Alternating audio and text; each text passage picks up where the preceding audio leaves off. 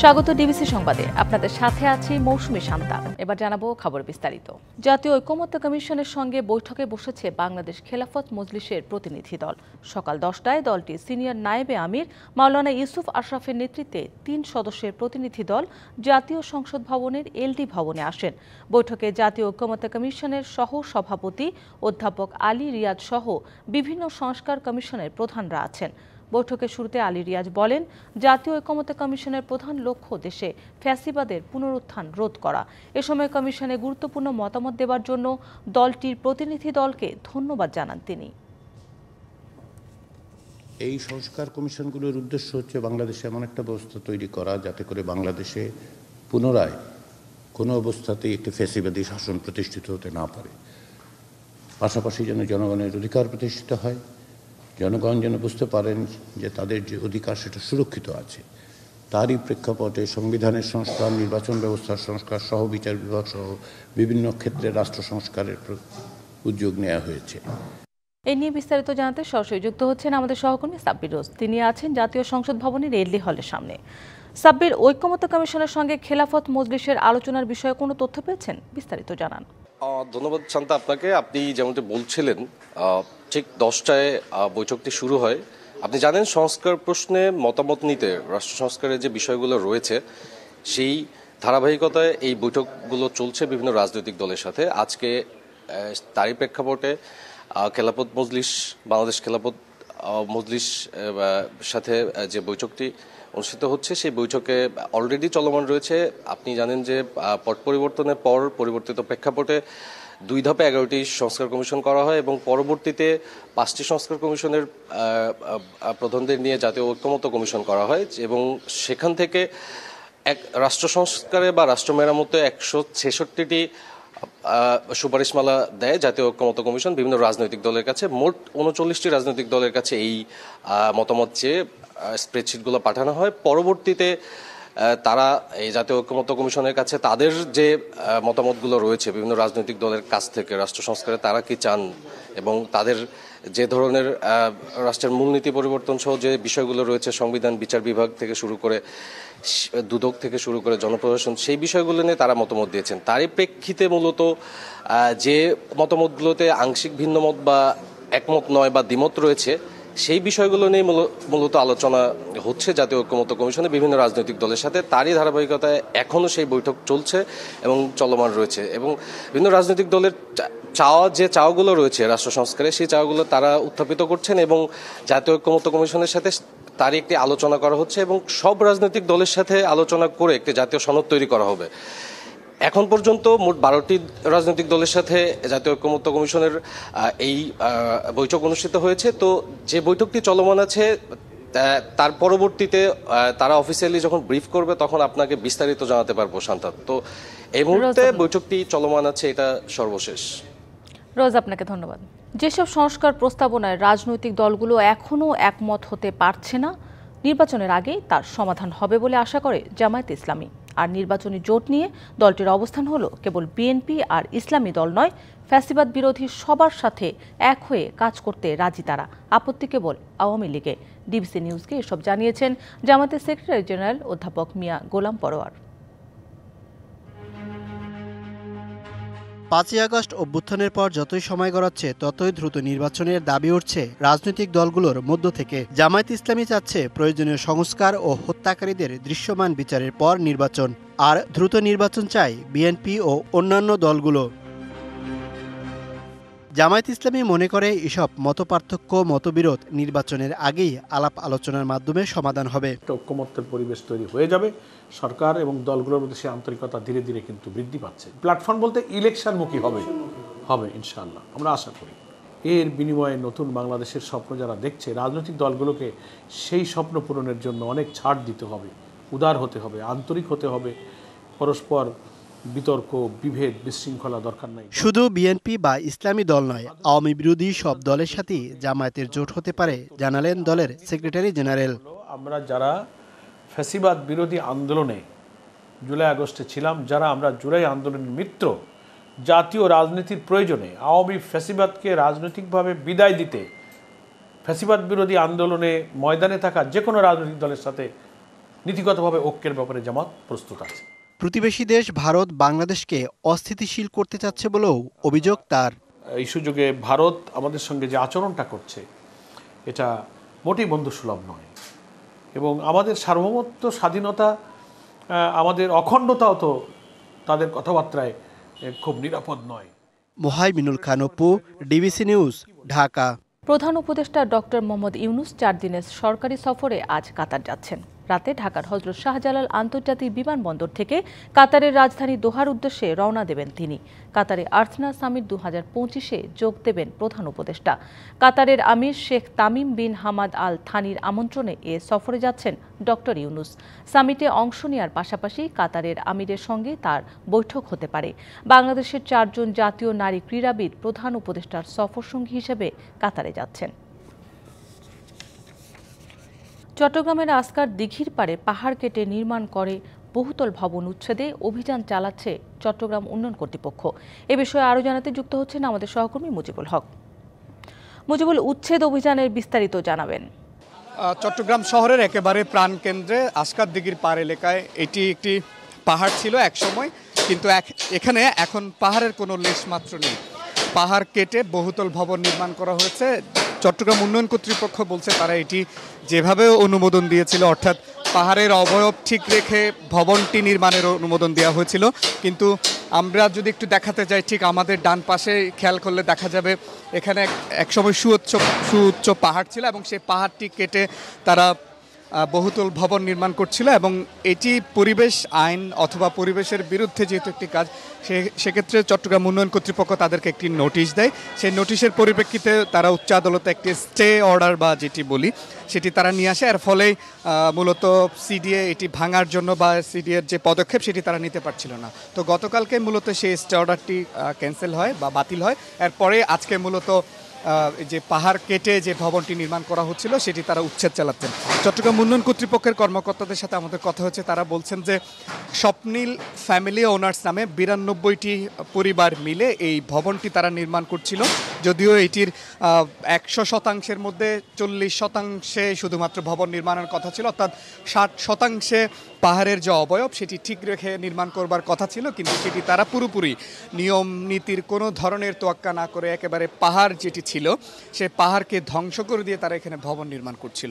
তো কয়েকবার নোটিশ দেওয়া হয়েছিল। আমরা যতটুকু জানি এখানে এর আগেও চট্টগ্রাম সিটি কর্পোরেশনের পক্ষ থেকেও একটি অভিযান চালানো হয়েছিল। তখন যে সমস্ত নির্মাণ সামগ্রী ছিল সেগুলো ফেলে যারা নির্মাণকারী প্রতিষ্ঠানের কর্মকর্তারা ছিলেন তারা পালিয়ে গিয়েছিলেন। তো এখন পর্যন্ত কর্মকর্তারা অভিযান অব্যাহত রেখেছেন। ভবন নির্মাণকারী প্রতিষ্ঠানের যারা থাকবার কথা তাদেরকে আসলে কাউকে পাওয়া যায়নি। তো কর্মকর্তারা বলছেন যে যেহেতু সেটি নিয়ম নীতির তোয়াক্কা না করে তারা নির্মাণ করছেন, এই ভবনটি পুরোপুরি তারা সিলগালা অথবা যেটি আইনি প্রক্রিয়ায় হয় সেটি তারা করে দিবেন। তো অভিযান চলমান রয়েছে, পরবর্তীতে নিশ্চয় আরও বিস্তারিত তথ্য জানাতে পারবো। মুজিবুল, আপনাকে ধন্যবাদ। এবার দেখবেন সিএসআরএম এর সৌজন্যে ডিবিসি এক্সপ্রেস। দেশের প্রতিটি জেলার সমস্যা, তা থেকে উত্তরণের চ্যালেঞ্জ আর সম্ভাবনার কথা তুলে ধরতে শুরু হয়েছে ডিবিসি এক্সপ্রেস। বিশেষ এই আয়োজনে মতামত থাকবে তৃণমূল থেকে সংসদের নীতি নির্ধারকদের। আজ সারাদিন ডিবিসি এক্সপ্রেস আছে ঠাকুরগাঁও জেলায়। 64টি জেলার সাধারণ মানুষের সমস্যা এবং সমাধান, চ্যালেঞ্জ এবং সম্ভাবনা নিয়ে দেশের যে জরাজীর্ণ জনজীবন সেসব বিষয় নিয়ে ডিবিসির বিশেষ আয়োজন ডিবিসি এক্সপ্রেস। আজ সারাদিন থাকবো ঠাকুরগাঁও জেলায়, সেখানে তুলে ধরার চেষ্টা করবো সাধারণ মানুষের জরাজীর্ণ যে জনজীবন সেসব বিষয়ে। আমার সঙ্গে এই মুহূর্তে আমি এখন আছি ঠাকুরগাঁও জেলা জজ আদালত চত্বরে। সেখানে থেকে কিন্তু সাধারণ মানুষ আসলে যুক্ত হয়েছেন আমাদের সঙ্গে কথা বলার জন্য। তাদের যে সমস্যা, সমাধান, চ্যালেঞ্জ এবং কি সম্ভাবনা নিয়ে যেসব বিষয় আসলে সমাধান খুঁজে, সেই সমাধান খুঁজে বের করার চেষ্টা তারা করবেন এবং কি তুলে ধরার চেষ্টা করবেন। সবাইকে স্বাগত জানাচ্ছি ডিবিসি এক্সপ্রেসে। আপনাদেরকে একটু জানতে চাই যে ঠাকুরগাঁও জেলা যে ধরনের সমস্যাগুলো আছে, সব থেকে আমরা যতটুকু জানি যে পুরনো এয়ারপোর্ট বিমানবন্দর সেটা সচল হলে কর্মসংস্থান বেড়ে যাবে। এর পাশাপাশি যেটা হচ্ছে রাস্তা সংস্কারের একটা বিষয় আছে। আপনার কাছে কোনটা গুরুত্বপূর্ণ মনে হচ্ছে? আমরা উন্নয়ন ফোরাম ঠাকুরগাঁওর ব্যানারে আন্দোলন করে আসছি 3টা বিষয়। একটা হলো বিমানবন্দর পুনরায় চালু, মেডিকেল কলেজ এবং ইপিজেড। তো আমাদের প্রথম যে জিনিসটা দরকার সেটা হলো বিমানবন্দর চালু। বিমানবন্দরটা চালু হলে মেডিকেলে ভালো সেবা পাবো, ভালো ডাক্তারটা আসবে। বিমানবন্দর চালু হলে এই বাংলাদেশের মধ্যে সবচেয়ে ঠাকুরগাঁ কিন্তু কৃষিতে উদ্বৃত্ত একটা জেলা। মানে এই কৃষি পণ্যগুলো যদি শিল্প কারখানায় যদি আসে এখানে, তাহলে কৃষি পণ্যগুলো কৃষক ন্যায্য মূল্য পাবে। সেই কারণে এই শিল্প কারখানা হতে গেলে শিল্পপতিরা এখানে আসবেন বিনিয়োগ করতে। যদি এয়ারপোর্টটা চালু থাকে সেই শিল্পপতিরা সহজে আসতে। ধন্যবাদ আপনাকে, আমরা বুঝতে পেরেছি। আর আপনি একটু জানতে চাই যে সড়ক সংস্কারের বিষয়টা, মানে সড়কের যে বেহাল দশা আছে সেটার জন্য আসলে কতটা সমস্যা পড়তে হয়? ঠাকুরগাঁয়ে বিগত কয়েক বছরে একটা লক্ষণীয় দিক, সেটা হচ্ছে ঠাকুরগাঁয়ের রাস্তাঘাট অত্যন্ত অনুন্নত, এবং এই অনুন্নত থাকার কারণে বিভিন্ন মানুষ বিভিন্ন সময় রাস্তার উপরেই নাজেহাল অবস্থায় পড়ে যান। তো আমাদের ঠাকুরগাঁবাসীর দীর্ঘদিনের দাবি এই রাস্তাঘাটগুলোর জন্য দ্রুত উন্নতি করা হয় এবং যে কোনো বিচারে যেন রাস্তাঘাটগুলোকে একটা মানসম্মত করা হয়, যাতে মানুষ সহজেই এই রাস্তা দিয়ে এবং যোগাযোগটাকে উন্নত করতে পারে। আমরা সেই সাথে আমরা এখানে যারা উপস্থিত আছি আমাদের সবারই দাবি যে ঠাকুরের যে আর্থসামাজিক অবস্থার যে অনুন্নয়ন, সেখানে কিন্তু আমার রাস্তাঘাটেরও বেহাল দশা দায়ী। আমরা চাই রাস্তাঘাটের উন্নয়নের সাথে সাথে ঠাকুরগাঁও জেলার আর্থসামাজিক অবস্থার উন্নয়ন হোক। অসংখ্য ধন্যবাদ। এই বাম পাশে আমার আছে আরেকজন, একটু কথা বলতে চাচ্ছিলাম যে স্বাস্থ্য বিষয়ে আপনাদের মনে হয় চিকিৎসকের একটা সংকট রয়েছে, হাসপাতালে একটা সংকট রয়েছে, সেই বিষয়টা যদি আপনি একটু বলতেন। জি ধন্যবাদ। প্রথম যেটা দরকার ঠাকুরগাঁর চিকিৎসা ক্ষেত্রে, আমি গতকালকে একটা রেফারেন্স দিয়ে বলবো, একটা সড়ক দুর্ঘটনা হয়েছিল এবং এখান থেকে প্রায় 60 কিলোমিটার অথবা 120 কিলোমিটার দূরে গিয়ে আমাদেরকে ট্রিটমেন্ট নিতে হয়, হয়তো দিনাজপুরে আর না হলে আমাদেরকে রংপুরে। আমাদের এখানে ইমার্জেন্সি যে বিষয়টা সেটা হচ্ছে সিসিউ নেই, আইসিইউ নেই, ক্যাথল্যাব নেই। এটা থাকলে আমরা ইমার্জেন্সি ট্রিটমেন্টগুলো এখানেই করতে পারবো, এক। আর দ্বিতীয়, আমাদের ডাক্তারের যে বিষয়টা, ডাক্তার রয়েছে আমাদের, খুব ভালো ডাক্তার ইউনিট রয়েছে আমাদের, তবে এই ডাক্তাররা যথাসময়ে যেন সদর হাসপাতালে বসে এবং এখানকার যে ইকুইপমেন্টগুলো রয়েছে সেগুলো যেন দ্রুত সেট আপ হয়। শিক্ষা ব্যবস্থাটা কেমন দেখছেন? না, ঠাকুরগাঁর শিক্ষা ব্যবস্থা মোটামুটি ভালো, তবে শিক্ষক বিভিন্ন স্কুলে কলেজে অনেক শিক্ষকের অভাব রয়েছে। এই জন্যই ছাত্ররাদের কোচিং করতে হচ্ছে। এই কোচিং করতে গরিব ছেলে মেয়েদেরকে করতে হবে, এবং এমনও অভিযোগ আছে কিছু কিছু স্কুলে জোর করে কোচিং করাতে হয়, না হলে ছাত্রদেরকে সেই নম্বর দেওয়া হয় না, ফেল করে দেওয়া, এরকম অনেক অভিযোগ আছে। সুতরাং এই সমস্ত একটা ঠাকুরগাঁও একটা ভালো জেলা হিসাবে পরিচিত, এবং এখানে যেন ভালো স্কুল কলেজে যথেষ্ট শিক্ষক প্রেরণ করা হয়, নিয়োগ দেওয়া হয় বা পোস্টিং দেওয়া হয়, তাইলে এই এই এলাকার। ধন্যবাদ আমাদের সঙ্গে এতক্ষণ যুক্ত থাকার জন্য আপনাদেরকে। পরবর্তী সংবাদ দুপুর 2টায় থাকছে ভিন্ন কোনো এলাকায় ভিন্ন সাধারণ মানুষের যে পর্যায়ক্রমে যে ধরনের জলজীর্ণ জীবন এবং কি যে ধরনের দুর্ভোগ, সম্ভাবনা এবং কি চ্যালেঞ্জ, সেসব বিষয় তুলে ধরার চেষ্টা করব। সঙ্গে থাকুন ডিবিসি এক্সপ্রেসের। 8 দফা দাবি আদায়ে রাজধানী খামারবাড়িতে কৃষি সম্প্রসারণ অধিদপ্তরের সব গেট বন্ধ করে বিক্ষোভ করছেন কৃষি ডিপ্লোমার শিক্ষার্থীরা। সেখানে আছেন সহকর্মী কামরুল হাসান, সরাসরি যুক্ত হচ্ছি তার সাথে। কামরুল, কেন ওই বিক্ষোভ, দাবি কি তাদের? শান্তা, 8 দফা দাবিতে কৃষি ডিপ্লোমা ইনস্টিটিউটের যে শিক্ষার্থীরা রয়েছে তারা কিন্তু আজকে রাজধানীর খামারবাড়িতে যে কৃষি সম্প্রসারণ অধিদপ্তর আছে, আপনি আমার পেছনে দেখতে পাচ্ছেন, সেখানে এসে কিন্তু তারা অবস্থান কর্মসূচি পালন করছে। যদি আপনাকে একটু জানাই, এটি কিন্তু তাদের পূর্ব নির্ধারিত কর্মসূচি, অর্থাৎ গতকালও কিন্তু এই কৃষি ডিপ্লোমার যে শিক্ষার্থীরা রয়েছে তারা কিন্তু গতকাল কেন্দ্রীয় শহীদ মিনারে কিন্তু তারা মানববন্ধন করেছে এবং সেখানে কিন্তু তারা 8 দফা দাবি জানিয়ে এসেছে কর্তৃপক্ষের কাছে, এবং সেখান থেকেই কিন্তু আজকের যে এই পূর্ব নির্ধারিত যে কর্মসূচি, সেই কর্মসূচিটি তারা পালন করছে।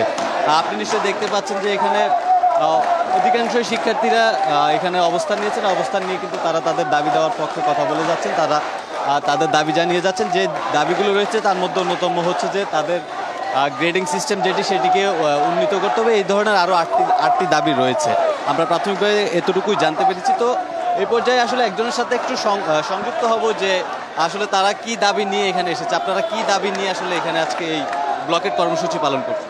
আমাদের প্রধান দাবি হলো উচ্চশিক্ষা, যেটার জন্য গত 14 থেকে 16 বছর আমাদের সিনিয়ররাও অনেক লড়াই করে গেছেন, কিন্তু তারা প্রতিবারই আমাদেরকে একটি রেজুলেশন লেটার ধরিয়ে দিয়ে ভুল একটি আশ্বাস দিয়ে দমন করে রাখে। এবারও আমাদের এই দাবির সাথে আরও 8টা উচ্চশিক্ষা আছে, আমাদেরকে 10ম গ্রেডের দশম গ্রেডে দিতে হবে। এরপরে আমাদের সাথে অনেক বৈষম্য করা হয়। পলিটেকনিকদেরকে তারা যখন মাঠ পর্যায়ে থাকে ইন্টার্নিতে তাদেরকে ভাতা দেওয়া হয়, কিন্তু আমরা সেখান থেকে বঞ্চিত, আমরা কোনো ভাতা পাই না। এবং আমাদের বিভিন্ন ইনস্টিটিউটে শিক্ষকের সংকট, যার কারণে আমরা আমাদের শিক্ষা ভালোভাবে গ্রহণ করতে পারি না। এবং দেখা গেছে যে আমাদের যারা উপসহকারী হয় তাদের কোনো ট্রেনিংয়ের ব্যবস্থা নাই, তাদের 6 মাসের ফাউন্ডেশন ট্রেনিংয়ের ব্যবস্থা করতে হবে। সকল দাবি আমরা মন্ত্রণালয়ে উপর মহলে সকল জায়গায় আমাদের দাবিগুলো তারা স্মারকলিপি আমাদেরকে জমা দিয়েছে। আপনি শুনছিলেন একজন শিক্ষার্থী আমাদের সঙ্গে যুক্ত হয়েছিলেন এবং তিনি তাদের দাবির পক্ষে তার মতামত জানাচ্ছিলেন। তো এই পর্যায়ে একটু আসলে নিরাপত্তার বিষয়টা জানাতে চাই, যেহেতু এটি একটি সরকারি ভবন, সেক্ষেত্রে নিরাপত্তা ব্যবস্থা কিন্তু জোরদার করা হচ্ছে। আমরা বাইরে পুলিশ সদস্যদের উপস্থিতি দেখতে পেয়েছি। তো এই ছিল আমার কাছে এখনকার মতো সবশেষ। শান্তা। কামরুল, আপনাকে ধন্যবাদ। প্রেসিডেন্ট ডোনাল্ড ট্রাম্পের নতুন অভিবাসন নীতির অধীনে গেল রবিবার পর্যন্ত 31 বাংলাদেশি নাগরিককে ফেরত পাঠিয়েছে যুক্তরাষ্ট্র। ফেরত আসা বাংলাদেশিদের মধ্যে 30 পুরুষ ও 1 নারী। জানা গেছে, ফেরত পাঠানো ব্যক্তিরা অভিবাসন সংক্রান্ত মামলায় হেরে যাওয়ার পরও যুক্তরাষ্ট্রে অবস্থান করছিলেন এবং বিভিন্ন মামলায় সাজা হয়েছে তাদের। ঢাকায় যাদের পাঠানো হয়েছে তাদের মধ্যে 3 জনকে স্কর্ট বা বিশেষ নিরাপত্তা সহ পৌঁছে দিয়ে গেছেন যুক্তরাষ্ট্রের বিশেষ নিরাপত্তা বিভাগের কর্মীরা। বাকি বাংলাদেশিদের সাধারণ যাত্রীর মতো পাঠানো হয়েছে। ফেরত পাঠানোদের মধ্যে 1 জন জানান তাদের সাথে কোনো প্রকার অসম্মানজনক আচরণ করেনি মার্কিন প্রশাসন। গেল 20 জানুয়ারি ডোনাল্ড ট্রাম্প শপথ গ্রহণের পর 29 জানুয়ারি নির্বাহী আদেশে যুক্তরাষ্ট্রে অবৈধভাবে অবস্থানকারীদের নিজ দেশে ফেরত পাঠানোর কাজ শুরু হয়। দৌড়াচ্ছেন রক্ত মাংসে গড়া মানুষ, পাশেই ছুটছে জার্সি জুতা পরা যন্ত্রমানব। প্রথমবারের মতো মানুষের সাথে হাফ ম্যারাথনে অংশ নেয় রোবট। সম্প্রতি চীনে আয়োজন করা হয় অভিনব এই হাফ ম্যারাথনের। কয়েক হাজার প্রতিযোগীর সঙ্গে অংশ নেয় 21টি রোবট।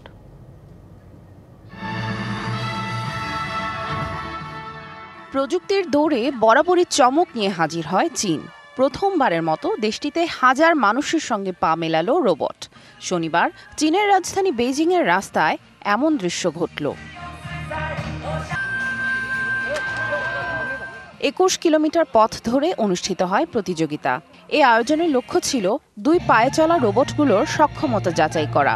চীনের বিভিন্ন প্রান্ত থেকে আসা প্রায় 20টি দল ম্যারাথনে অংশ নেয়। রোবটগুলোর কোনোটির উচ্চতা ছিল 3 ফুট 9 ইঞ্চি, আবার কোনোটি 5 ফুট 9 ইঞ্চি। ওজন সর্বোচ্চ 88 কেজি পর্যন্ত। গড়ন ছিল অনেকটা মানুষের মতো। দৌড়াতে বা হাঁটতে হয়েছে 2 পায়ে। প্রতিযোগিতায় কিছু রোবট নিজেই দৌড়েছে, আবার কিছু পরিচালিত হয়েছে প্রকৌশলীদের রিমোটের মাধ্যমে। পথ এক হলেও আলাদা ট্র্যাক নির্ধারিত ছিল মানুষ ও রোবটের জন্য। মজার সব দৃশ্যের অবতারণা হয়েছে ম্যারাথনে। দৌড় শুরুর আগেই পড়ে যায় একটি রোবট। কিছুক্ষণ পর সেটি উঠে দাঁড়ালে করতালি দিয়ে উচ্ছ্বাস জানায় দর্শকরা। আরেকটি দ্রুতগতিতে দৌড়াতে গিয়ে তাল হারিয়ে ফেলে। বাহারি রোবটগুলোর কাণ্ড দেখে উচ্ছ্বসিত সবাই। এই হাফ ম্যারাথনে খুব সহজেই যন্ত্রমানবকে হারিয়েছেন মানুষ। রোবটদের মধ্যে দৌড়ে যেতে তিয়ানগং আলট্রা। মানব সদৃশ এই রোবটটি 2 ঘন্টা 40 মিনিটে দৌড় শেষ করেছে। ঘন্টায় 8 কিলোমিটার বেগে দৌড়েছে রোবটটি। মানুষের মধ্যে যিনি প্রথম হয়েছেন তার দৌড় শেষ করতে সময় লেগেছে আরও 1 ঘন্টা কম। নির্মাতারা বলছেন, এটি শুধু একটি ক্রীড়া প্রতিযোগিতাই না, মানুষের মতো দেখতে রোবটগুলোর নির্ভরযোগ্যতা, স্থায়িত্ব এবং নিরাপত্তা পরীক্ষার জন্যও ছিল এই আয়োজন। ম্যারাথন শেষে নানা রকম কসরত দেখায় যন্ত্রমানব। সামিয়া জান্নাহ, ডিবিসি নিউজ ডেস্ক। ডিবিসি সংবাদে এই ছিল এখনকার মতো। ডিবিসি নিউজের সংবাদগুলো পড়তে ভিজিট করুন dbcnews.tv আর ভিজিট করুন ডিবিসির ফেসবুক পেজ এবং ইউটিউব চ্যানেল। ডিবিসির সঙ্গেই থাকুন।